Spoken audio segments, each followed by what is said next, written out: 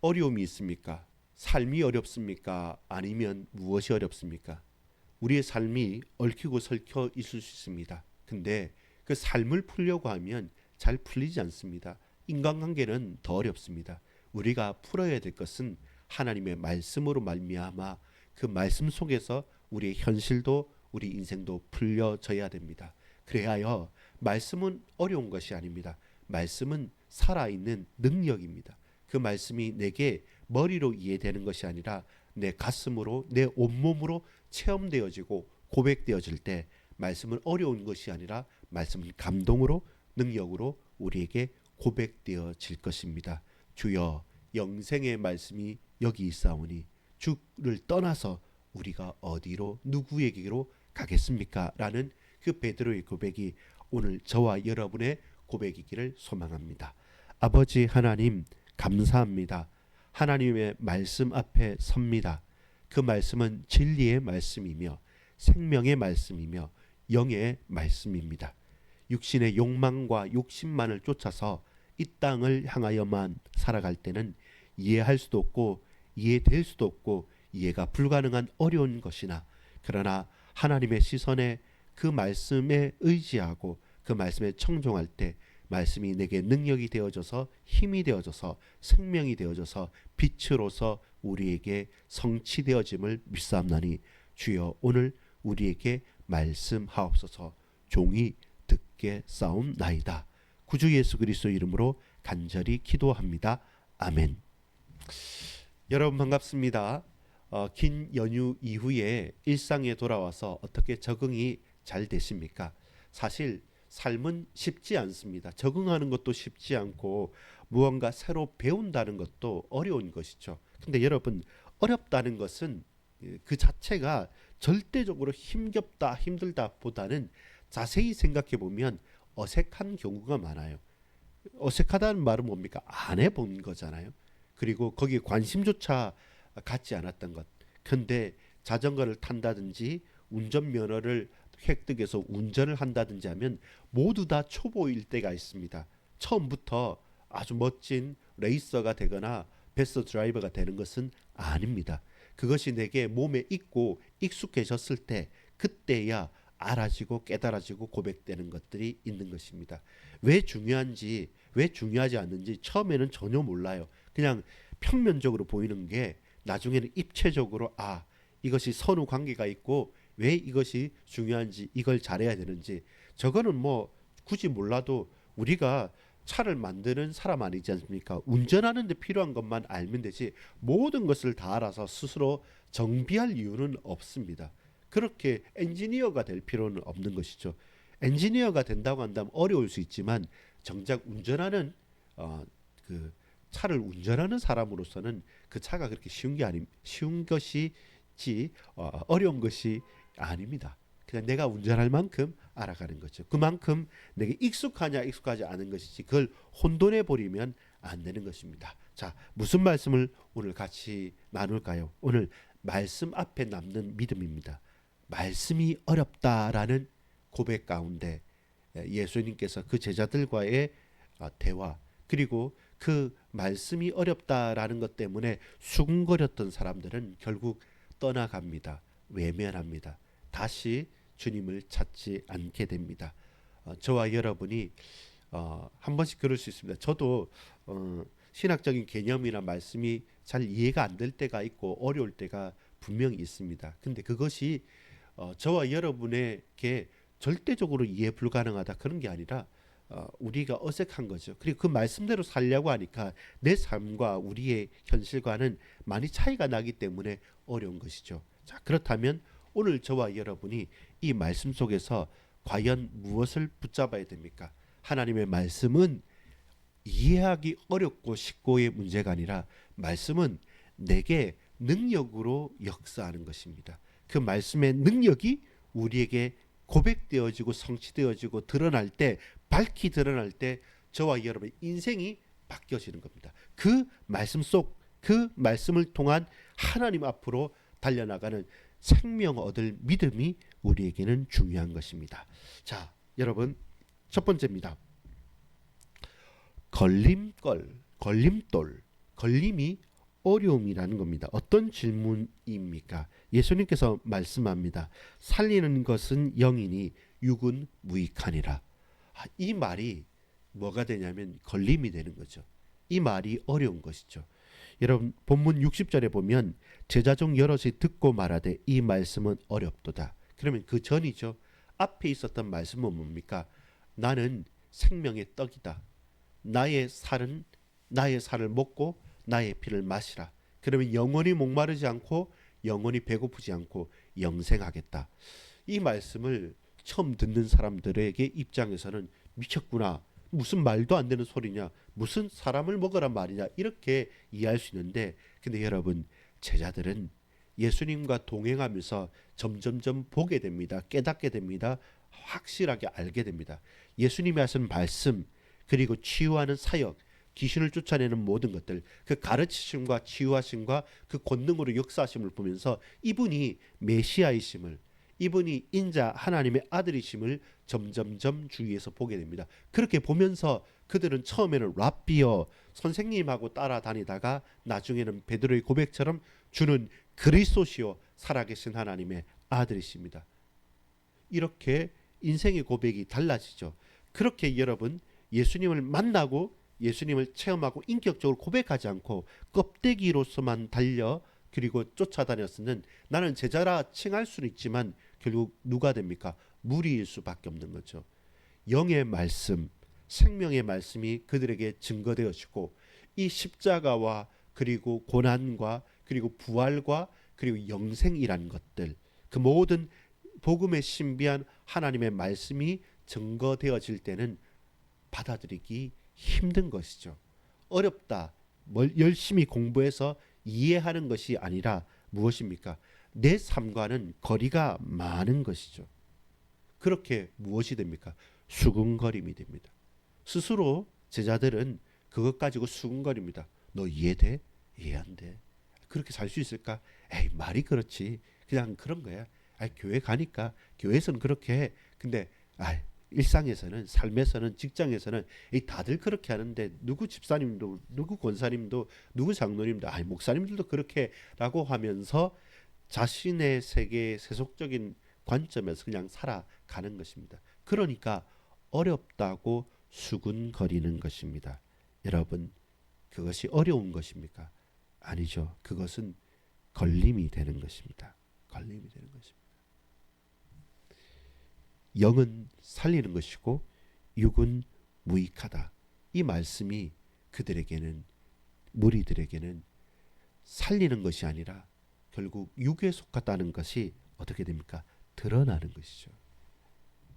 나의 욕망, 나의 욕심, 내가 예수님을 쫓아다닌 그 본질, 본성이 만천하에 드러나는 것이죠. 복음을 위해서, 하나님을 위해서, 근데 아니죠. 나를 위해서 내가 원하는 것 먹고 싶고 내가 바라는 것 듣고 싶고 내가 하고 싶은 것 주님을 통해서 대리만족하는 것 그렇게 내가 원하는 모습을 가지고 예수님께 계속 딸막딸막 재면서 그렇게 갔던 게 이젠 드디어 그 욕망과 욕심이 확 드러나죠. 그러면서 수군거림이 되죠. 왜 그래? 잘하다가 왜 그래? 교회가 왜 그래? 왜 당신은 그래? 예수님 이 정도는 해야 되지 않습니까? 라면서 궁시렁궁시렁 수군거림이 결국 나중에는 무엇입니까? 그것이 걸림돌이 되는 것이죠. 그게 표현할 때 사람들은 어렵다라고 표현합니다. 제자들도 그렇게 어렵다. 이 말씀 어렵다라고 표현합니다. 근데 그 말씀과 사실은 상관이 없는 것이죠. 어려운 것이 아니라 본질적으로 상관이 없는 사람들이었죠. 자, 여러분 그 가운데 이제 그 반응들이 나옵니다. 두 번째는 뭡니까? 떠남입니다. 첫 번째는 걸림이죠. 두 번째는 뭡니까? 떠남입니다.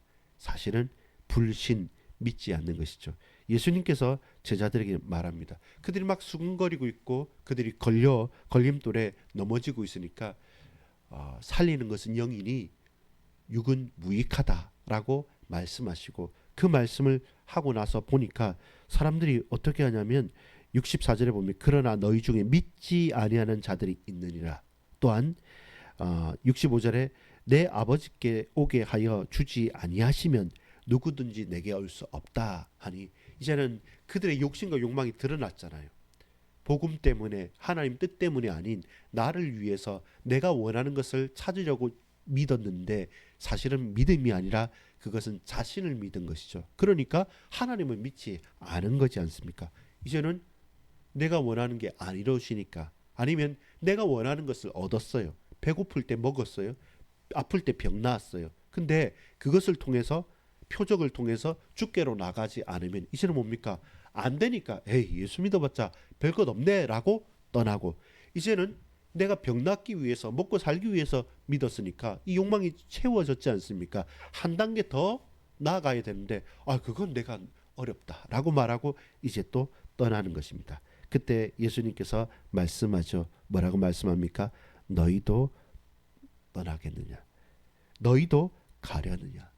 너희도 가려느냐? 예수님께서 두 번째 질문하는 겁니다. 너희도 가려느냐?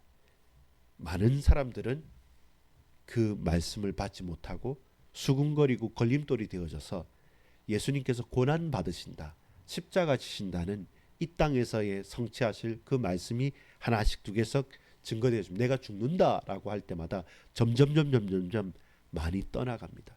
그리고 다시 예수님과 함께하지 않습니다. 66절입니다. 그때부터 그의 제자 중에서 많은 사람이 떠나가고 다시 그와 함께 다니지 아니하더라. 걸림돌은 결국 떠나가게 됩니다. 왜냐하면 걸림돌은 믿지 않은 불신이었거든요. 그러니까 당연히 떠나가게 되는 것이죠.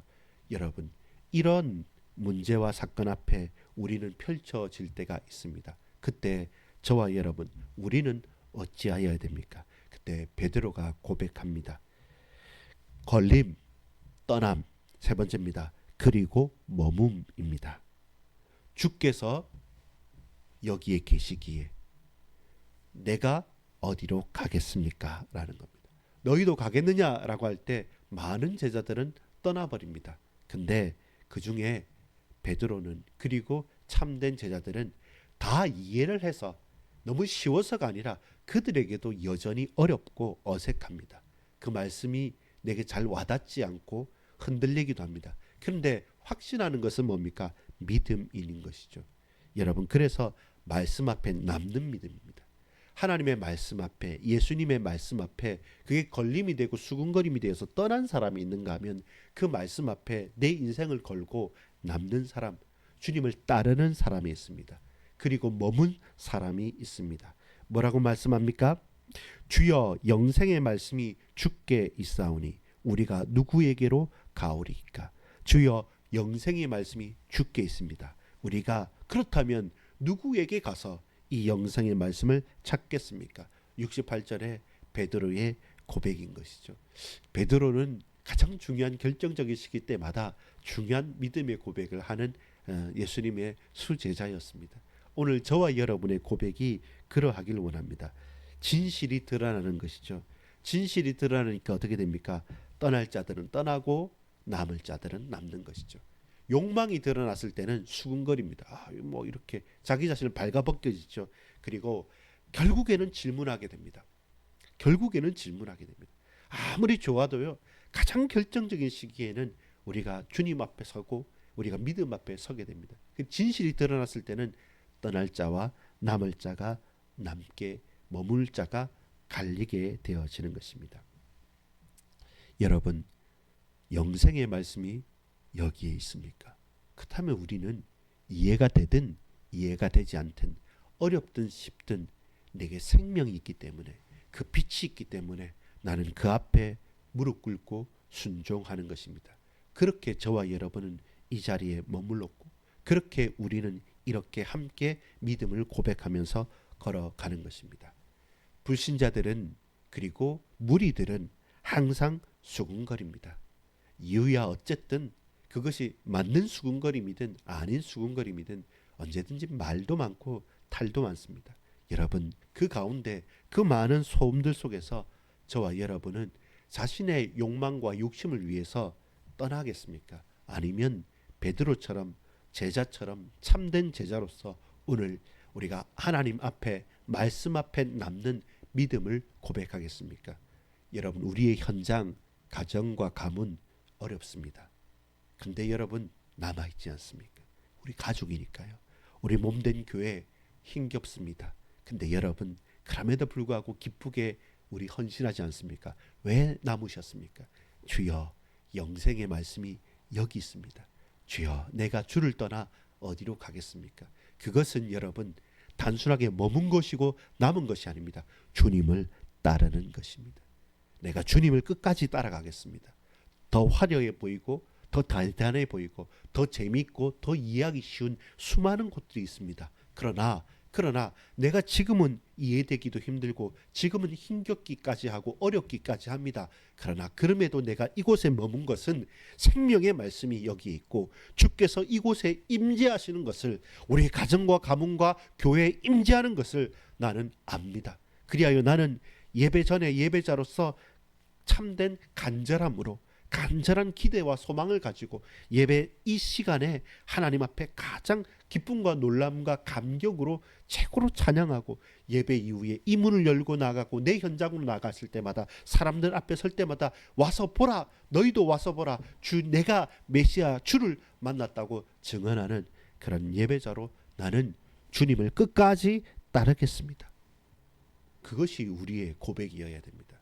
더 이상의 수군거림 내려놓는 겁니다. 더 이상 내 욕심이 드러나는 것, 그 진실이 드러날 때 우리는 돌이켜서 떠나는 것이 아니라 우리는 돌이켜서 주님 앞에 머물고 주님을 끝까지 따름으로 말미암아 주여, 영생의 말씀이 여기 있사오니 내가 주를 떠나 어디로 가겠습니까? 라는 신앙의 고백으로 바뀌어지기를 소망합니다. 그것이 드러나는 오늘 가장 복된 날이기를 소망합니다. 말씀 앞에 머무는 것은, 말씀 앞에 남는 것은 가장 적극적으로 우리 주님을 따르며 사는 삶입니다. 여러분은 그렇게 주님을 따르며 지금도 오늘도 살고 있는 것입니다. 말씀 앞에 믿음을 고백합시다. 그것은 가장 분명하고 가장 적극적으로 예수 그리스도를 따라 사는 삶인 것입니다. 하나님의 은혜가 우리의 현장과 우리의 모든 가정과 가문과 여러분의 앞길을 복주시고 세밀하게 이끌어주는 든든한 믿음의 사람들로 쓰임받기를 소망합니다.